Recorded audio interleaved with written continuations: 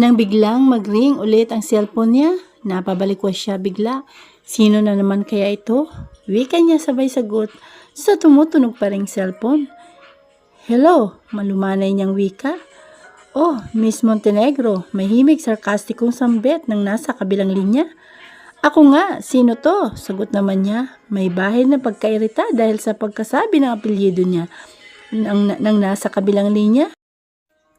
It's Gabriel, remember me, ang nabangga mo at nag-interview sa'yo. Nanlaki ang mga mata ni Alexa nang magitin ng lalaki ang mga pangyayaring yaon. Hindi siya nakaimik. Yes, I remember you. Bakit ka napatawag? Mataray na tanong niya rito. Wow, galit agad. Mukhang may pagkapalabang ka talaga, no? Balik tanong naman ni Gabriel. Paano naman kasi ay napaka-sarkastiko nyo? Sagot naman niya. Ha ha ha, sarkastiko ba yon? Hindi ka pa nga nagsusorry sa akin eh. At bakit naman ako magsusorry sa'yo, Aber? Pamiwang na sagot niya. Una, binastos mo ako sa sarili kong kumpanya. Pangalawa, kinunan mo ako ng picture habang tulog. Hoy, mister, na malaki ang tiwala sa sarili at mayabang. Una, hindi ako ang bumangga sa iyo at hindi ako ang nagsabi ng masasakit na salita. Pangalawa, ikaw ang naunang nagpangahas na picturean akong tulog.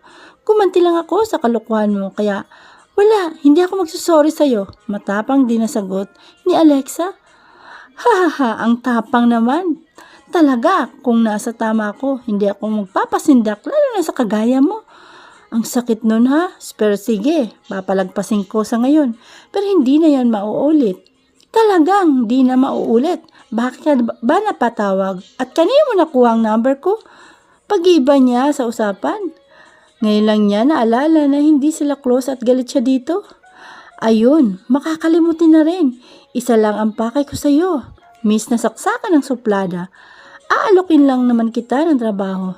Kung gusto mo, pero parang sa ugali mo ay hindi tayo magkakasundo. Masungit ka na, suplada ka pa.